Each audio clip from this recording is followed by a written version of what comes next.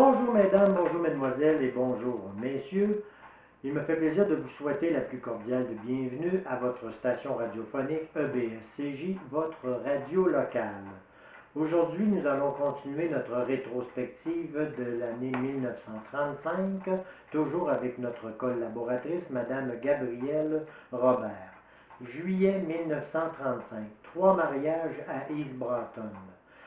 A eu lieu en l'église du Sacré-Cœur de Jésus une belle cérémonie religieuse à l'occasion des 3 mariages à la même messe. Les 2 sœurs, Mademoiselle Priscilla et Julienne Gagné, et leur frère Philippe Gagné, se sont mariés le même jour. Septembre 1935, grave accident à East Broughton. Un accident qui pourrait coûter la vie à un employé de la Québec Asbestos est survenu vers 5 heures ce matin aux mines de la compagnie quand François Chabot, 31 ans, un huileur, a été frappé à la tête par une pièce mécanique pesant de 500 à 600 livres. Chabot, qui travaille de nuit, s'apprêtait à retourner chez lui quand une pièce d'un moule d'amiante se détacha et le frappa à la tête. La victime tomba inconsciente. Le docteur Groslot, appelé sur les lieux pour donner ses premiers soins, a ordonné son transport à l'hôpital. Chabot, dont l'état est considéré comme très grave, est marié et père de plusieurs enfants. Octobre 1935. Gros incendie à East Broughton. Un violent incendie s'est déclaré hier avant-midi à la résidence de M. Trefflé d'Audier, située dans le 4e rang de notre paroisse. Il l'a complètement détruite. On n'a pu sauver de mobilier et les efforts des pompiers volontaires consistèrent à protéger les dépendances voisines. M. Daudier avait acheté sa provision de farine pour l'hiver et elle fut aussi détruite. On croit que l'incendie fut causé par le feu du poêle. Novembre 1935. Bénédiction d'une croix. Dimanche après-midi, après les vêpres, M. le curé s'est rendu bénir une croix au Trait-Carré de la Vieille Route dans le 5e rang de la paroisse Sacré-Cœur de Jésus.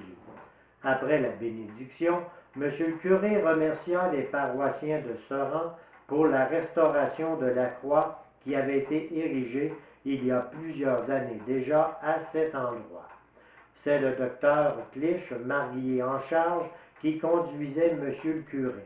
Un grand nombre de paroissiens étaient présents à la cérémonie. Décembre 1935. Belle réunion à East Broughton. À l'occasion de son 75e anniversaire de naissance, Mme Édouard Jacques, née d'Elvina Doyon, a été fêtée par un groupe de parents et d'amis. De jolis cadeaux lui furent présentés, et Mme Jacques sut tous les remercier en termes délicats. La veillée était des mieux organisées, il y eut chant et musique, et un succulent réveillon fut servi. Nous allons maintenant débuter la rétrospective des années 1936, toujours avec notre collaboratrice, Madame Gabrielle Robert. Janvier 1936. Pour les pauvres à East Broughton. Un appel aux paroissiens pour les nécessiteux reçoit un bon accueil. Quelques dames charitables ont fait, sur recommandation de M. le curé Martel, une collecte à domicile pour venir en aide aux familles de notre paroisse qui sont dans le besoin. Elles ont reçu partout un accueil sympathique et les gens se sont montrés généreux. Février 1936. Village sans électricité pendant plus de 3 jours. La tempête de la semaine dernière a causé des dégâts considérables dans notre village et nous avons été sans électricité et sans communication téléphonique pendant plus de 3 jours. Dans la rue de la Gare, à partir du magasin de Mme Eugénie Marcotte, 11 poteaux ont été brisés ou renversés. Les arbres ont été aussi considérablement endommagés. Ceux qui étaient en face du presbytère ont été détruits. En d'autres endroits, il ne reste que le tronc des arbres. Des dégâts incalculables ont été causés dans les érablières. Mars 1936. Lourde perte par l'incendie à East Broughton. Un violent incendie a rasé de fond en comble la grange écurie de M. Auguste Daudier, située en arrière de sa résidence sur la rue Saint-Joseph du village de la Station. C'était une construction de 40 par 10 pieds à 2 étages et demi. Un mineur qui se rendait à son travail aperçut le feu. Il avertit M. Daudier et sonna immédiatement l'alarme. Grâce à notre bon système de protection, on put épargner la résidence de M. Daudier ainsi que les constructions avoisinantes. La diligence que l'on apporta au travail permit de sauver les animaux qui comptaient 4 chevaux et une vingtaine de bêtes à cornes, et une partie des voitures put être mise en sécurité. On ignore l'origine du feu. Avril 1936. Joyeux impromptu à East Broughton. À l'occasion du 15e anniversaire de naissance de Mlle Liliane Roy, quelques petites amies se sont réunies à la résidence de M. et Mme J. Roy pour fêter leur fille Liliane. Mlle Thérèse Roy se fit l'interprète de ses amis pour transmettre les meilleurs souhaits de bonne fête à Mlle Liliane Roy, qui reçut aussi de jolis cadeaux. Après quelques parties de cartes, un délicieux goûter fut servi.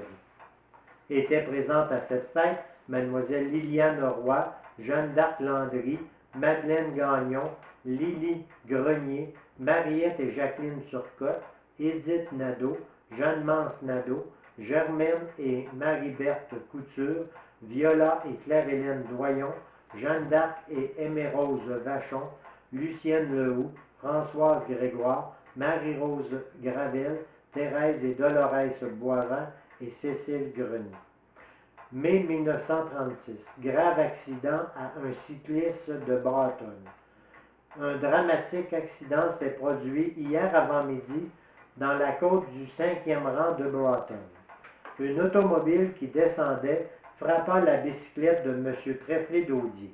Ce dernier fut gravement blessé.